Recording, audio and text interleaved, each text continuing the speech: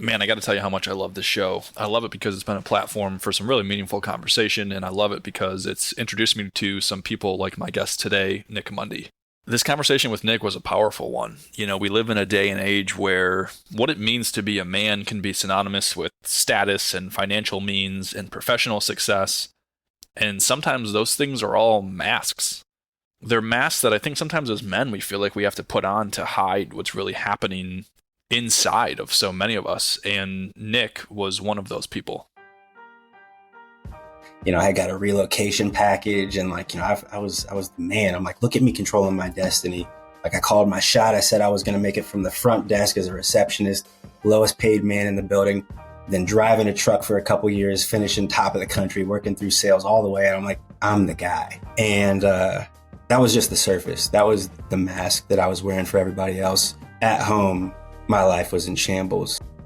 I think the incredible part of Nick's story is he made a choice to take off that mask and admit that he needed some help.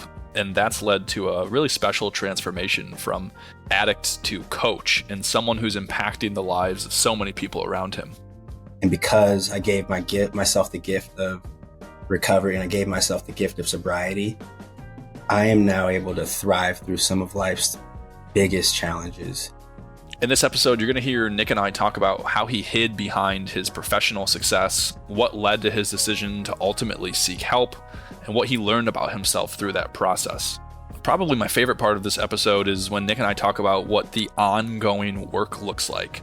For Nick to continue to show up as his best no matter what life throws at him, like his most recent battle with cancer. After our conversation, I got to tell you, I just have so much respect for Nick and who he is as a human, as a man, as a husband, as a father, friend, and now as this, mentor to people in his life. And I think you're going to walk away feeling all the same things. All right, it's all ahead, and here's my conversation with Nick Mundy. I know you'll enjoy it. Any questions for me? I don't have a ton of questions. I typically try to walk in with no expectations and let the magic kind of flow. And so I'm set up for success. I feel like right now I'm ready to do it.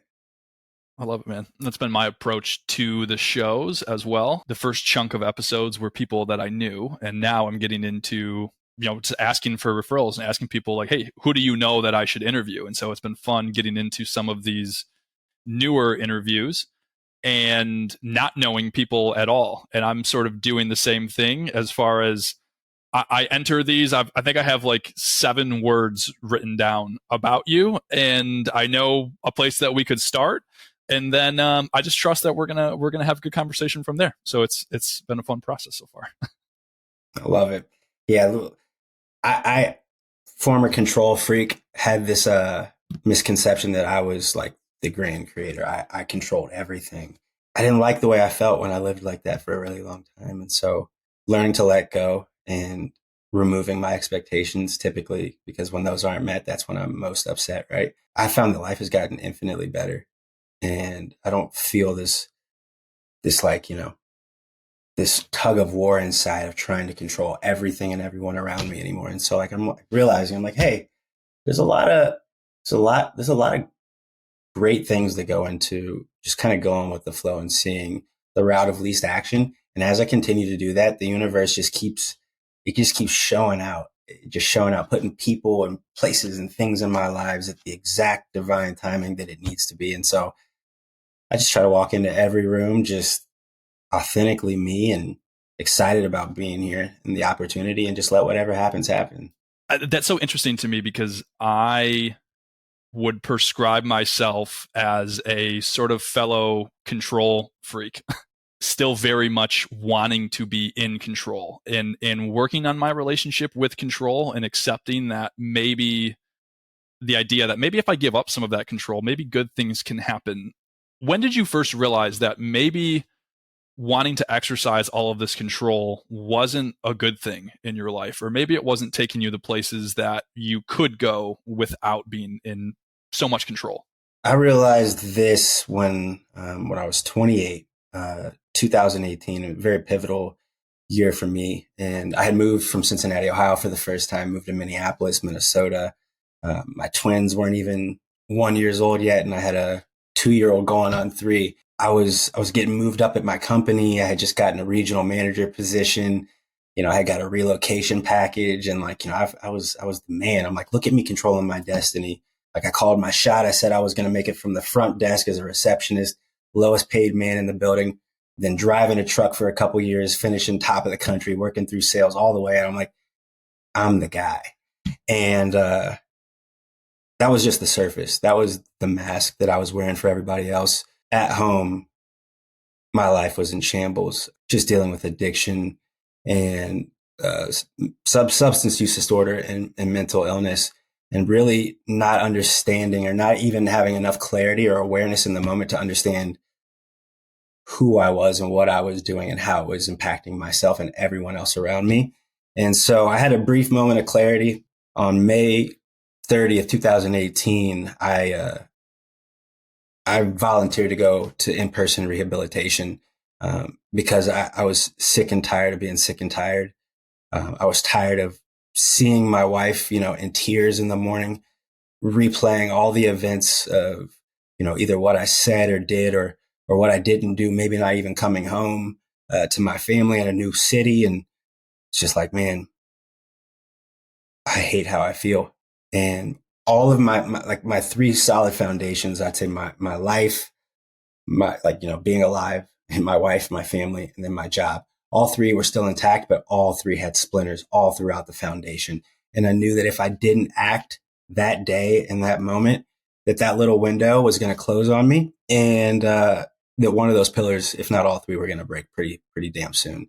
And so when I got to inpatient rehab and had gotten about a week, of detox in me and starting to come back online a little bit as far as, who is Nick Mundy? How do I want him to be received? How do I want people to feel when they're in his presence? And having that clarity allowed me to really realize the way that I had set up my life and the way that I was running the show. It was a shit show, dude. It was horrible. And it was really painful emotionally, mentally, and even physically. I felt horrible all the time. And all the things I was feeling, I can tell you that my wife was probably feeling twice as much. And at rehab, I realized they gave me an opportunity to construct a different idea of a higher power. It didn't have to be the one that I was told and prescribed as a kid going through Catholic and Christian schools throughout my whole childhood. So I really started to give myself permission to really remold the Nick Mundy. And as I realized that I wasn't in control and that there was something else that had been guiding me, something that I wasn't comfortable calling it God then. I was still very cynical and still very upset with my previous idea of God. And, but I had promised myself that I was going to give everything that I gave to my addiction. I was going to give that to my sobriety. And that meant no matter how foreign of an idea, I was going to lean into that because previously my way wasn't working. And so when they explained to me that what letting go really looked like letting go and putting your faith in something else and putting your trust into something else, that was when I realized that the way that I had been running the show was abysmal. And I wanted to try anything. I'm like, I don't know if this guy or this mythical figure that you're talking about is going to help me out, but I can tell you I can't help me. So I'm willing to let that, have the show, and we'll see how it works. I'm gonna just get out the way and keep my mouth closed for a little bit. And what I realized is as I continue to live that way, life didn't get easier. My life's gotten a lot harder actually, but it has gotten infinitely better. And that's why I say I'm not in control of the show. I don't want to be anymore either. Take me back to this moment or this time where you check yourself into rehab and you kind of come to this realization of like, I'm not helping myself, or I can't help myself. I just got to imagine that was a difficult conclusion to come to. And I think oftentimes as men, we can have this, we're supposed to be able to figure it out ourselves. We're supposed to, and I'm putting air quotes if you can't see me, we're supposed to be able to have these answers. We're supposed to not have to say, you know what, I think I need help and I can't do this on my own. Take us through coming to that conclusion that I can't help myself and I need something else. What I had seen growing up, and you know, quite honestly, I'm the first man in my family to deviate from drug and alcohol use and to try a completely new way of living. And for years, you know, I saw people around me use alcohol as like as a coping mechanism, to, you know, soothe the anxiety or the frustrations, or to relax, you name it. And you know, my dad is still battling, you know, with alcoholism, and he was always a very functioning and never missed a day of work. Has, you know, had two very beautiful full careers, maybe actually probably even more than that. And he was a Marine. He was the captain of Cincinnati Fire Department, and he was the head of security for Great American Financial here in Cincinnati for years. And I never saw him like out of control. I never saw, and so I'm like, you know, he's got money, he's doing well, he's got the nice suit, he's sharp, he's got a brand within the community. Like, he can handle his shit. Why can't I handle mine? I felt like there was something wrong with me. And so that if I needed help, that made me weak. You know, that made me less than. That meant that I wasn't able to prioritize or handle my business like the rest of the men around me, or the men that I had seen. After a while, I started to realize, I'm like, you know, I'm the only one living with this. Like, none of them are living in my house or in my body, or waking up with these thoughts, or working with these thoughts, or going to bed with these thoughts, or crying, you know, thinking about suicidal ideation, because I'm just so confused as to why I can't stop hurting myself and others around me every time I take a drink. Like, why can't I just leave the bar at 8? Like, I told you I was coming home at 8. I really wanted to be home, but it's now 8 a.m. the next day, and everyone around me is hurt and scared and confused, and me as well. And when I got really to the point, realizing that nobody was going to come and save me, and that it didn't matter what anyone else thought of me at that point, where I was like, you know, if I don't do something about this, there's not going to be there won't be any Nick here. There won't be this full family unit. And I can't worry about what that looks like right now. I just have to do what feels like the right thing to me. And so I honored my own inner healer, my own inner knowing for the first time, and chose me instead of what everyone else was going to think. I was consumed with, what's work going to say? You've been a top performer your whole time there. If they find out you're an addict, you're done. You're never going to get promoted. You'll never be able to come back to work. Like, all of these stories are going through my head. And I just realized one day, like, you know, if I don't try another way of living, I'm not going to be here. And so, like, I just have to at least give this a shot.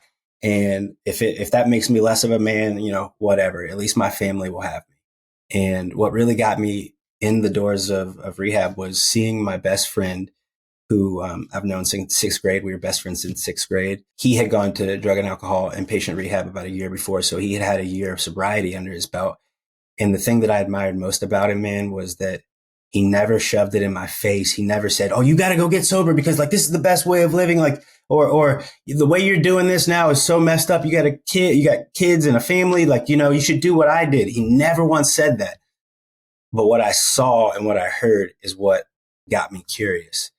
I saw a guy pushing himself to new physical limits, getting out of his comfort zone, doing Spartan races, skiing, you know, doing cold plunges. And I'm like, you really happy? I'm thinking, like, okay, like, this is a flavor of the month. But he kept going, and it was consistent. Every time I talked to him on the phone, I could hear my friend, not the like, you know, the alcohol covered or drug infused friend that I had been hearing on the phone for years and spending time with. This was my childhood friend that was back.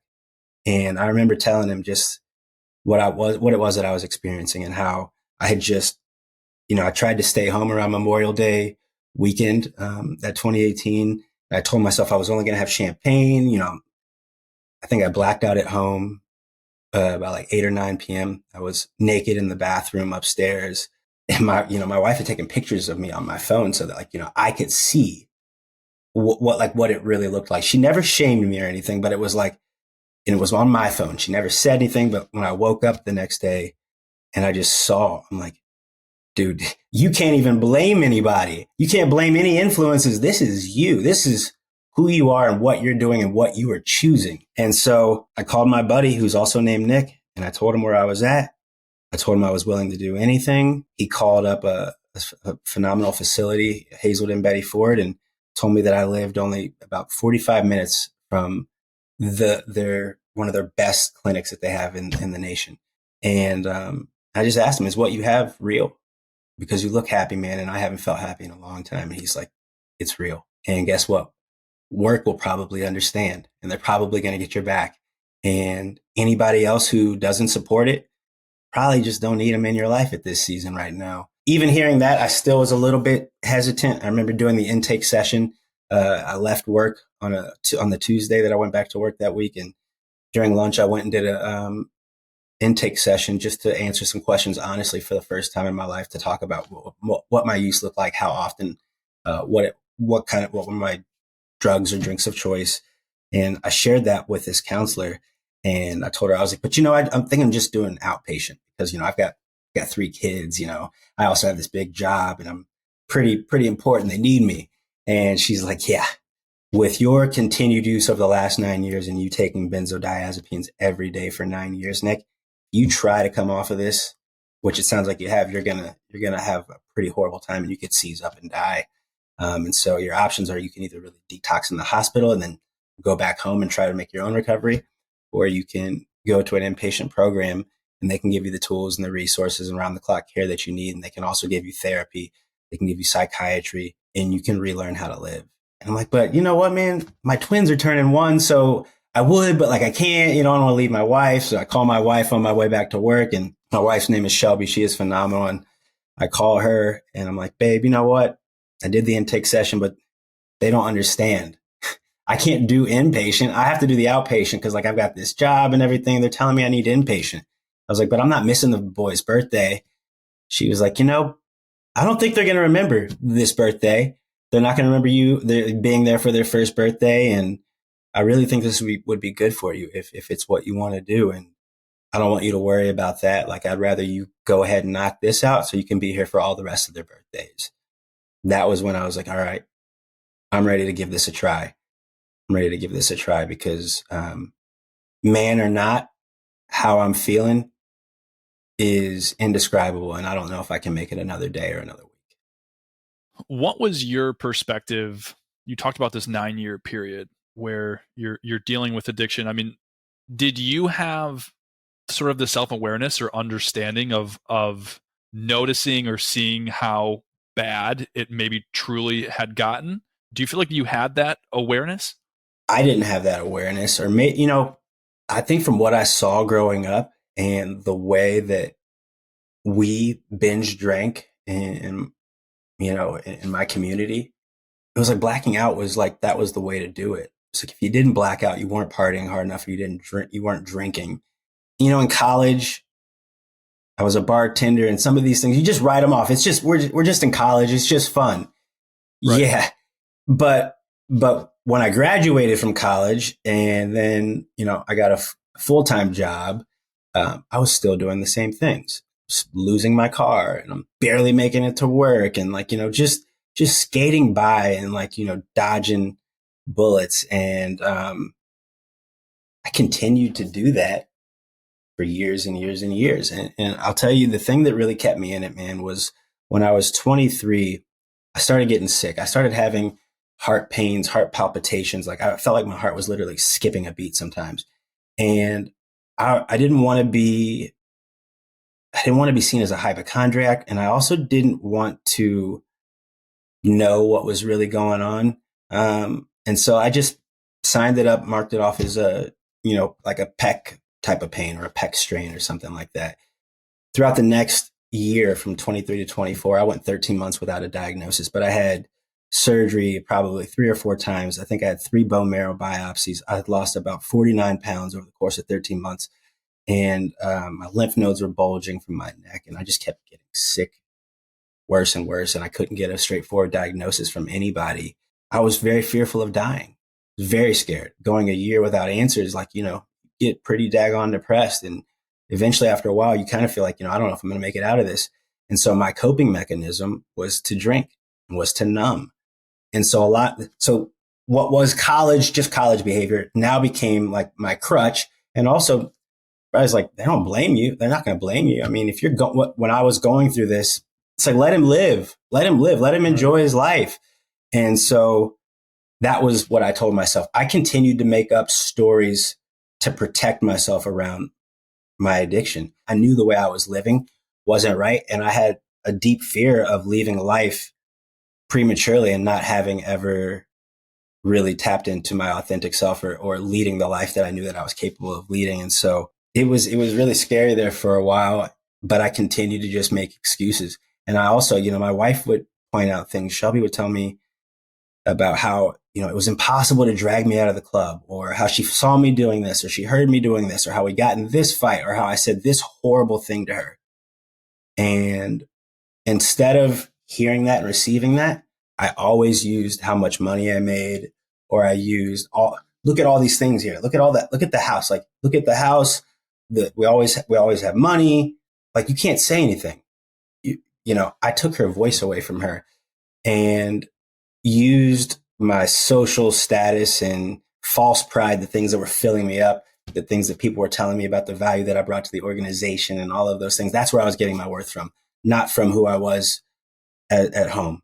For years, I just probably turned a blind eye to it. I also didn't know that it was addiction. I didn't realize that there was a disease of addiction. Towards the end of it, of me drinking, I really thought I was a bad person. I thought that I was morally flawed. I'm like, well, how else can I not keep this promise? I've told her a million times that I'm going to come home at this time, and every time I don't do it. And so it seems like I'm just a bad guy to me. And that was what I had thought. And that's what I had, you know, come to believe. But I made up a million different excuses to protect myself. Oh, I don't eat dessert. I drink my alcohol at the end. Like, just the stories that I would tell myself were so elaborate. Anything to just protect that thing that was producing the most amount of shame. The social status part of that is interesting to me. You know, how easy it can be. Well, if we're successful professionally, if we have the money or if we have the status, then it seems to the outside world, it's kind of like everyone's applauding. And it's like, well, Nick seems like he's doing great. I mean, why would we be concerned about him? Look at what he's doing, and he's functioning well. And yet people don't get to come home with you or see that after the fact. But I think it can be so sometimes easy for us personally, or as we look at other people, as we encounter other people in the world, to just kind of make assumptions about, oh, well, I mean, they're doing well professionally, and so they're checking all of the right boxes that, from a societal status standpoint, if they're checking all the right boxes, then they must be doing great. They must be doing well. And I guess that's just an unfortunate assumption that I feel like we tend to make. Yeah, and that was exactly the story that I was bought into. And it was also what I saw a lot of around me. So I worked with a lot of men who were workaholics and who spent 50, 60 plus hours working for the company every week. And like, that was like a badge of honor, you know, getting your stock, making sure you got the nice suit you want to, and then get into the custom suit with him. All of those things were the things that I cared about. And those were the people that were telling me how great I was. So it didn't matter. Like, to me at that time, sadly enough, it didn't matter what anyone at home thought of me, because the rest of the world was buying the mask version of me. Yeah, I didn't want to feel like that anymore. And I wanted to see, is there another version of me in there? Because I feel like everything that Shelby would tell me that I said or did the next day, I mean, there would be times I'm like, she's got to be making this shit up. But clearly, when you turn the phone around and it's like, no, this is you, time stamped. And there wasn't just one of those situations. There was many of those situations. And I could tell an embarrassing story after embarrassing story. But let's just say I fit the criteria of addict. And for years, I didn't want to face what it was going to take to overcome that. I knew that I was going to have to come clean on some things. I knew I was going to have to tell the truth, which I hadn't done in a really long time. I knew that I was going to have to step away from some relationships. I knew that I was going to have to turn everything over. And instead of doing that, I chose the familiar feeling, which was the suffering that I was creating for myself. rather than walk towards the light, I stayed in the darkness because the darkness was more comfortable. And then eventually, as I took a step and I took another step, I got more curious about what it felt like to get to the other side of that light, because that familiarity of the darkness, eventually I realized I'm like, all of that suffering is being caused by me. The pain that I experienced because of my medical condition and battling chronic disease, that comes with walking that journey. But I was suffering because I was pouring kerosene on everything else and fanning the flames of it by simply avoiding talking about it or unearthing these things. Take us to then you're going through this rehab experience, and you talked about this process of sort of redefining who you wanted Nick to be and the person that you wanted to become. As you thought about that, who was the person that you wanted to become? What were some of the characteristics or qualities or things that you aspired to and that you wanted to be that you felt like you weren't at that time? Yeah, I wanted to be dependable. I wanted to be trustworthy. I wanted to be at peace. I lived in a state of hypervigilance for years. I mean, head on a swivel, constantly people out to get me. A little bit of delusion in there. I mean, when I said like the mental illness thing earlier, I had gotten so consumed by this mental illness and this like substance use disorder, I had lost the ability to look people in the eye. And I realized that, the age of 28, I'm having conversations with complete strangers or making a sales call or something, and I can't look at this person in the eye. And I didn't know what it was at the time until I started to do some of this trench work, really, started to understand why was I behaving the way I was behaving, and why was my body responding in certain ways. And I'll tell you, it was because I was afraid of being found out. I was afraid that someone was going to look into my eyes and see through the mask and see that I wasn't who I said I was. And so I really wanted to be someone who could keep the promises that he made to himself and others.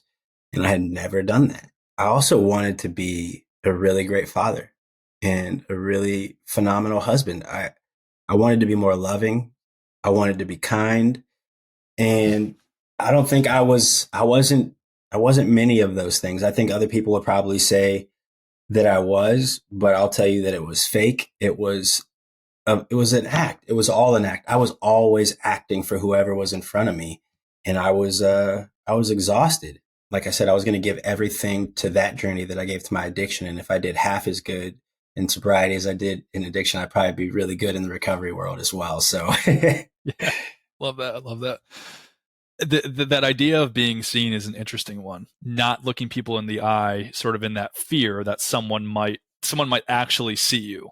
They might actually see that maybe there is something behind that mask, and maybe you are going through something or suffering through something. It's just sort of that like backwards thing of that could have been the thing that could have been the most helpful to you, or maybe help to save you, was for someone to truly see you and see that there was pain beyond the mask. And yet, there's that internal part of you that it sounds like that didn't want to actually look at people, and you didn't want to be seen. You didn't want that part of you, I imagine, to sort of be uncovered, right?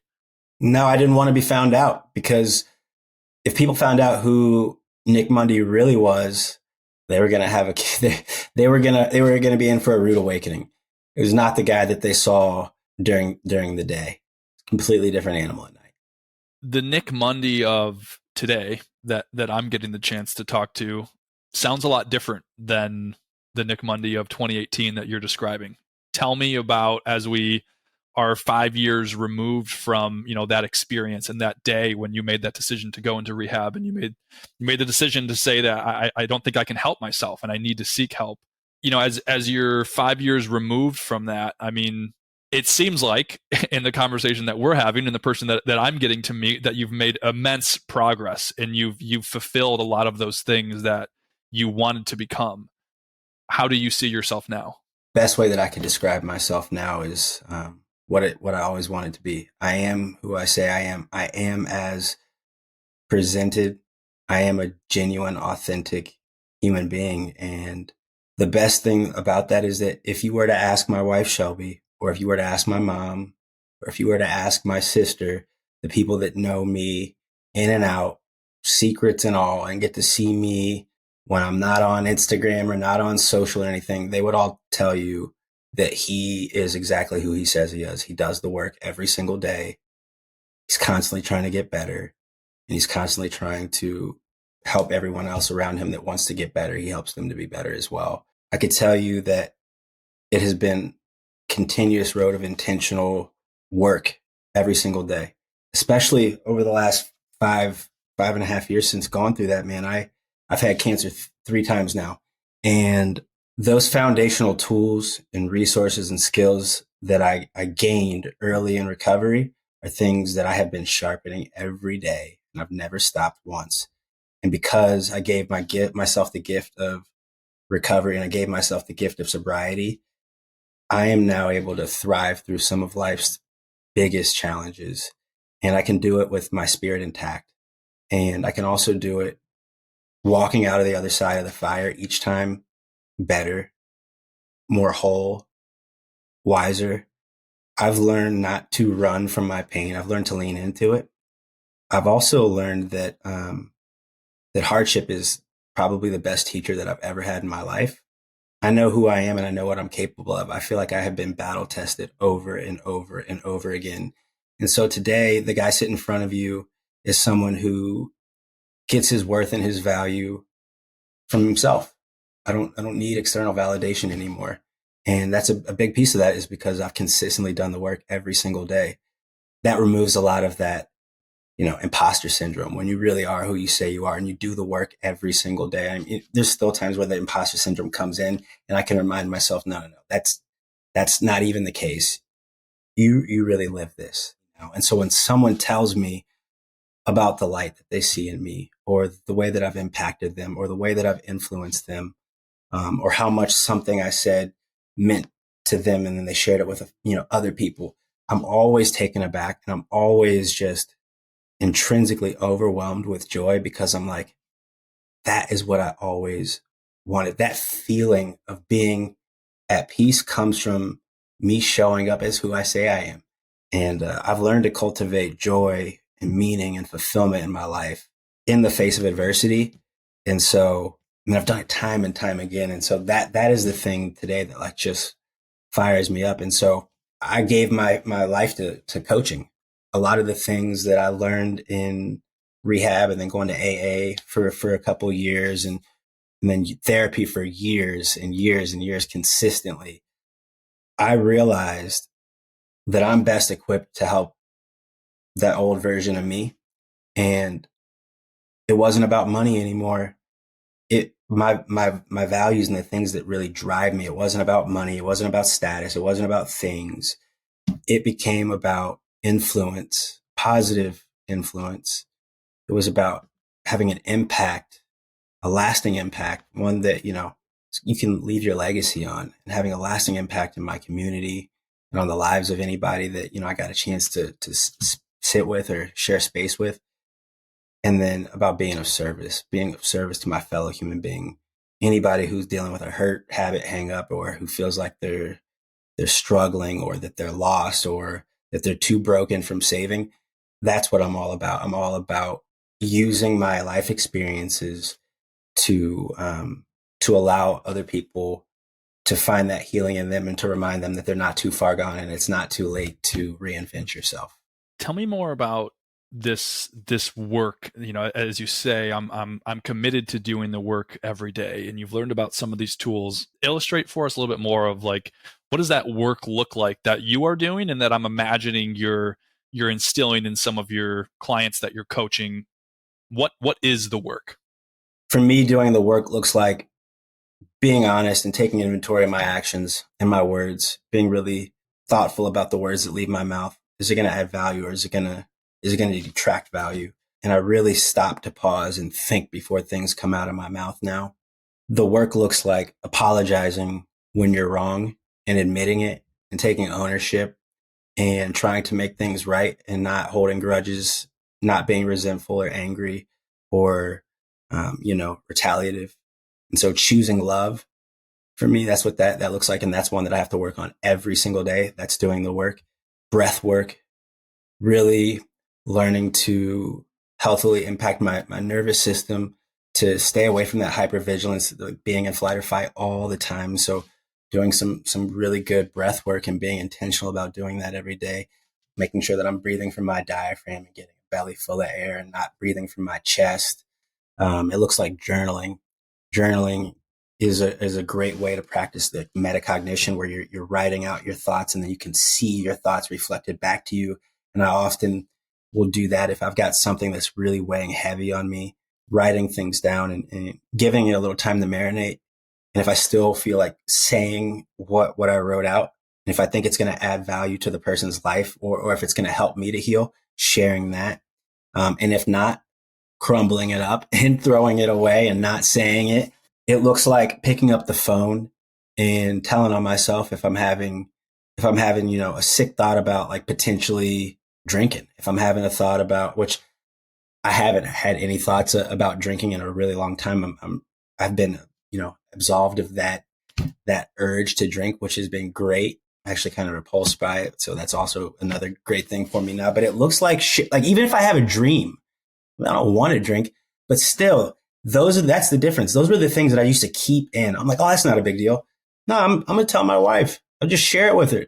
She knows I'm not going to run out of here, but I know that if I'm honest and I continue to share these things, well, they don't get to grow roots and then start to flower in here. Cause I feel like that's what happens is as I start to keep things in, it starts to build up and it's going to have to come out at some time. So if I have a dream about something, or even, going through cancer, you get prescribed a lot of different medicine. And sometimes they'll give you some pain medicine if you're like really hurting. And I've experienced, a lot of pain on this journey.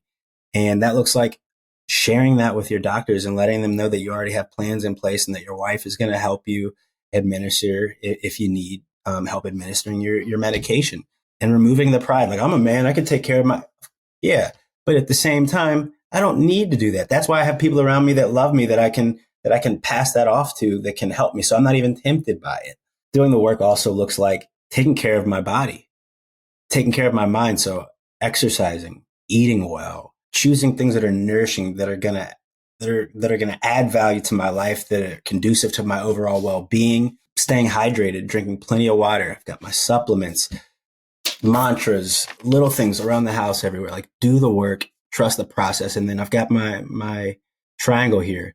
And these are the things that, this is like the center of my compass. I let those be my guides, and I put those things around often. It looks like reading.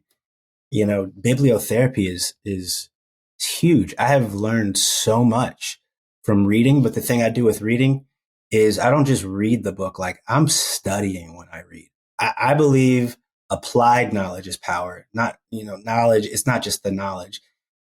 It looks like today telling my wife, Shelby, how I really felt about her in the moment. Like, I love you because love is your default, and I can see that for you. And it's still not my default, even though I choose it daily. Seeing how effortless it is for her to be willing to lean like a helping hand. Right now, we're in a position of receiving and getting all the help we possibly can to get through this third season with cancer. And we had a friend who was in a place of need and needed, a place to stay for a little bit. I'd say a day or two while they're going across the country. And Shelby doesn't think twice. She's like, you guys can stay with us. And I'm sitting here thinking, like, why didn't that come to me first? Like, but you know what? It's okay, because that's why we have each other. And she has been my greatest teacher. She has shown me time and time again what unconditional love is, what that means to choose love. And so I shared that with her today on the way to my oncology appointment, because, well, I don't want to delay that. I want to share that with her right now. I don't want to delay any gratitude. And that all of that looks like doing the work. And I could continue to go on, but typically it's me doing the harder thing. The last example I'll give you is because I'm an athlete. I would say that, I'm on the cusp of becoming an endurance athlete. I want to ride. I love to cycle. I enjoy running, even if it doesn't love my knees. I don't know if, even if they don't love it. I enjoy getting out, hitting trails. Feel like I'm a pretty good swimmer, and something that I've had as a wild goal for myself is to become a triathlete. And I keep training for it. Every time I get outside of, the world of cancer, I start training. I start getting back into it. And historically, I've gotten knocked down each time that I've gotten back into the best that I'd ever been. But I keep training for it because it's something that just lights me up, and I love to push myself, and I want to do that hard thing. And I also love showing myself what I'm capable of, because every time I put my mind to something, I put my body to a new limit that once I told myself was previously impossible. And so putting something out there that pulls me out of my comfort zone and doing things that I know that are going to lead to transformation and growth, doing the work. Everywhere I look today, I feel like I see the quick fix. And a lot of my clients come to me and they're like, how long is it going to take? When does it get better? And it's hard to not come from a place of, using my own story with that, because, this is about the client and not about me and my life story. But, for me, I don't know that I don't know that it does. I do the work without the promise of a reward, because I like how I feel when I'm on the journey and I'm doing it. Choosing to do the work has led me to have the most amazing life experience that I've had. I've squeezed every freaking drop out of life every day. Cancer has blessed me with perspective and this mindset that, has carried me through and through and through. And someone the other day told me that your perspective can either be your prison or it can be your passport. And my perspective for years was my prison. And then I started to undo that. I started to undo it. And then I gave myself permission to rebuild a new perspective. And now my perspective and the lens that I see life through now, it's a whole new world. It's a world filled with possibility. And I'm like, when I achieve this remission, when I cure my body of this disease, watch out, because I'm coming. I'm coming. Can you tell us a little bit about, as within the last probably 3 or 4 weeks, as you and I have been coordinating to schedule this, I think is when your most recent cancer diagnosis was. And, you had just reached out to me and say, hey, I'm overwhelmed right now. I mean, can you explain to us a little bit, as you've now, this is, as you said, your third time going through this. So I imagine maybe the perspective's a little bit different, maybe not. Can you tell us a little bit about when you receive news like that, what does go through your mind and what happens? I believe it's going to be unique to everyone. So I just want to make sure I preface this by saying this is my take on it. But early on in this journey, when I would receive tough news like that, I would be completely derailed. Get derailed. I go back to old self-soothing behaviors, whether they, are good for me or not. I would just be overwhelmed with any little negative language throughout the report. And I would just zoom in on it. And then I'm Googling stuff and then I'm anxious because now I'm living for 6 months down the road. I'm living for a year down the road. And I'm starting to think about all the things, how I'm going to feel and how much it's going to hurt. And then I realized man, I am robbing myself of today's present, which is this present moment. I'm not even here. That's the same thing I was doing when I was drinking. I was here physically, but mentally and emotionally, I was everywhere else but with my family. Same thing. And when I feel that, I have to rein myself back in, because now I'm shortchanging myself and I'm shortchanging my family. I cannot allow my cancer to be the main character of my story. The cancer is not the main character of the story. I am, Nick Mundy is, and the cancer is a portion of the story, but that's not what the story is about. So I can't give all of my time, energy, and focus to that. The other thing that I do, man, the reason I'm able to bring myself back down to neutral or to my baseline is realizing that the only thing that the worrying is going to change is my health. And so I try not to worry too much about the things that are in the future, because also I don't even know if I have 6 months. None of us do. But what good does that do for me to start planning around 6 months and thinking as if I'm going to be in this place and I have no idea? I root my faith in the facts. And the facts are, I still have everything I need to win the day today. I'm supported. I am loved. I've got energy. Outside of having cancer, I have a very healthy, strong, able body. My mind is clear. I eat well. I drink well. I sleep well, consuming all my supplements. I'm watching my stress. I'm managing, my emotions. Those are all the things that I can do. And then I know my care team is doing the best that they can do. Right there is where I leave it, because that's that control piece. I used to think like, if I went and got my blood drawn and then my white blood cell count was low, I would feel like a loser. Like, how are you still low, Nick? Newsflash.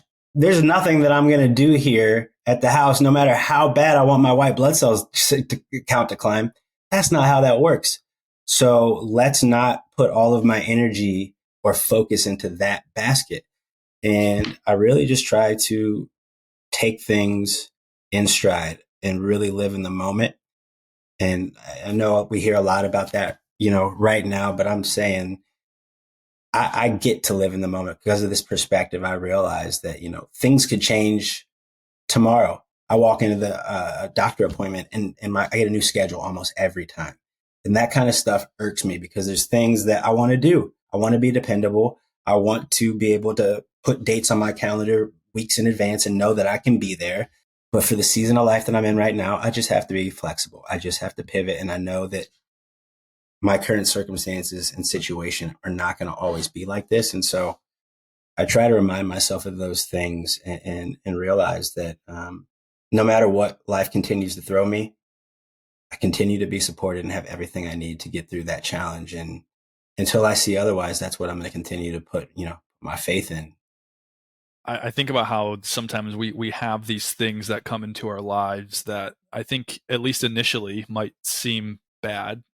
For you, that might be cancer diagnosis. For me, that was when my dad died when I was 17 years old. These things happen in our lives, and it's easy to think, oh, I wish this wouldn't have happened. And yet here I am still 12 years later, still reflecting and gaining different perspectives. And so much of my perspective about my life has changed in a really positive way about, those same kind of ideas of like, my time is finite and I want to make the most of it. I want to I throughout the course of this conversation, I guess I just keep coming back to, you end your emails with live and love boldly. I just think that's such a beautiful saying. And I feel like I can see that in you. I can see that bold is such a strong word and such an amazing word. And I see that you are living your life, you're willing to love, and you're doing it in this bold fashion. And I feel like all of these things that you've been through in your life, I've got to imagine have helped you kind of, get to this point and build you up to who you are. Some of these good things, quote unquote, or some of these more difficult things, I think that they all shape us. And that live and love boldly is a beautiful, beautiful saying. Thank you for saying that, man. That I feel like that's kind of like my soul's contract, is to live and love boldly. And those words came to me while I was fighting cancer for the first time in 2021. I looked at that time. I had just, I was really like, I had just gotten healthy physically, and I was like in really good shape, and I was training twice a day. And then when I got sick, I wasn't able to do that anymore. And instead of being so down about not being able to work out, I started to think like, well, maybe this is happening for me. Maybe this is a time where I need to level myself up spiritually. Maybe I need to really focus on something else that I'm avoiding by pouring myself into all this physical work. Maybe I need to level myself up emotionally. Those words, live boldly, love boldly, they just seem to like run through, like it was like an ad campaign that was like running through my mind. And what that means to me, live boldly, experiment with your life, take chances, try new things, try a new way of living, take a different route, explore the path less traveled. Be willing to break away from the herd of what everyone else is doing and honor yourself.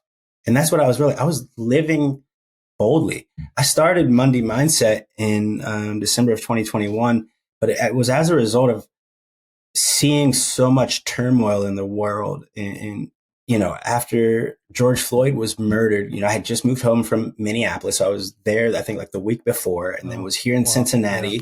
And I hated the way that I felt. I was out here protesting, and my kids were out there with me and my wife. And I just saw so much animosity and anger. And I'm like, I just want to change their mind. And my friend Nick dawned on me. Who am I to try and change somebody's opinion just by yelling louder, or just by like, trying to tell someone what to do via social media and getting into a shouting match? That's not going to work. Nobody changes their mind like that. How did I get here? And I'm like, well, I saw someone model the behavior. I saw someone live it. And he was living boldly. I saw him like doing things that were, that took some courage and all those things. I'm like, I don't know if I can do that. I'm like, nah, if he can do it, you can do it.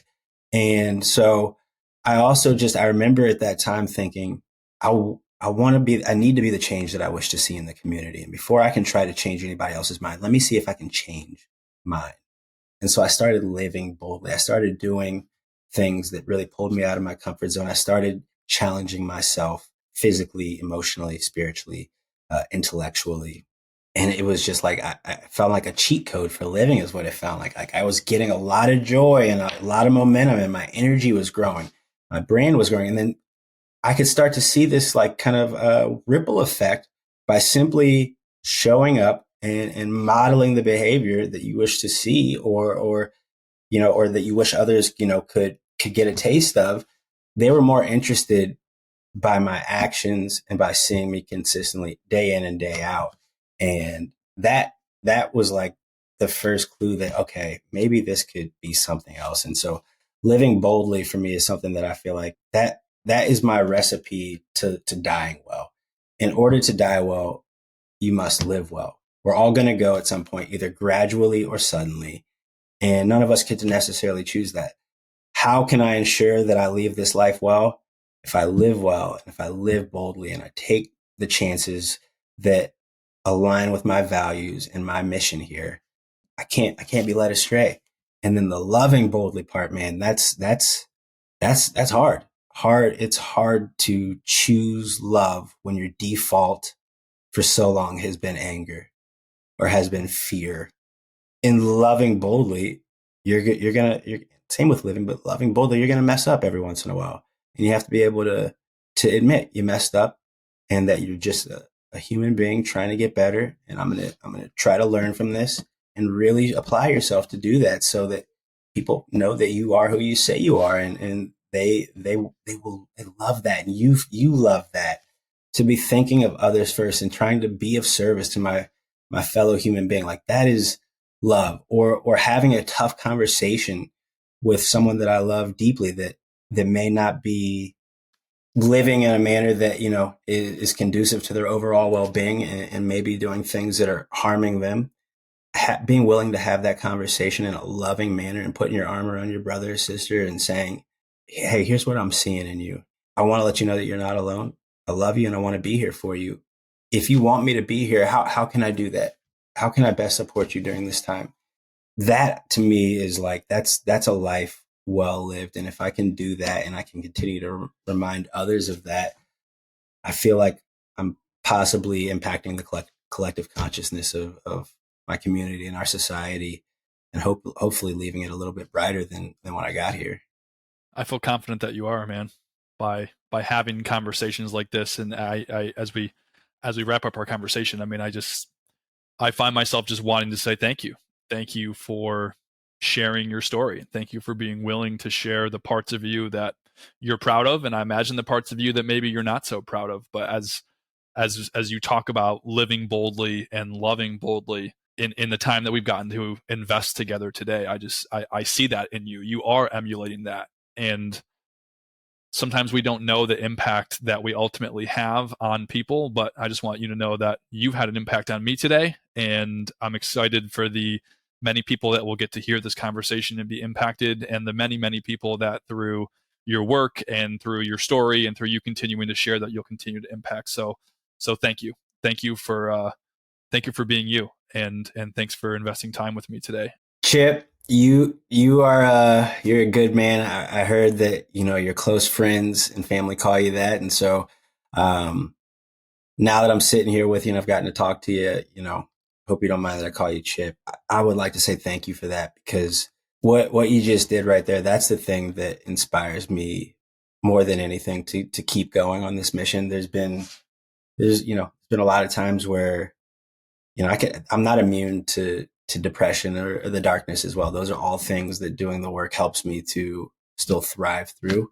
But I can tell you time and time again, I have been reminded and reaffirmed by people that I'm fulfilling that mission already. And I really want to tell you thank you, because it's one of the things that I've struggled with and that I'm really leaning into right now is finding a way to be content with the fact that I'm not able to give 100% of my time, energy, and focus to simply growing my coaching business and the Mundy Mindset brand, because I have another very important mission, and that's to fight for my life right now. To hear that even while fighting for my life and continuing to share that I'm still managing to fulfill my mission here. And I'm still managing to be guided and led by my values, and that it's not about me getting 20, 25, 30 years in this career to feel like I had made it, and being able to give myself that, that love and that gratitude for already having lived it and for living it every single day, regardless of how much time that I've got here, man. So thank you. And thank you for doing what you're doing here with this podcast. Because as I started to go back through and listen to these episodes, you're talking about some really transformative topics here that the world needs to hear. And I've started sharing, some of the episodes as well. So you've got a fan in me, and I look forward to growing together with you, man. And I would love to support you in any way that I possibly can, as we move through life together moving forward. Yeah. Thank you, man. That means a lot. Received. And yeah, it's amazing. You don't have to wait to impact people and wait to leave your mark, because you already are. And I think that's just an incredible thing. I really appreciate you and appreciate your time today. Thank you, brother.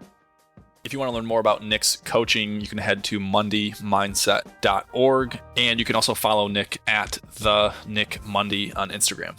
Folks, thanks as always for tuning in to these conversations. It really means a lot to me. And if you want to continue to support the show and support meaningful conversations like this, the link to the Patreon is included down in the show description. If you liked the episode, go ahead and leave a review on whatever platform you're listening to.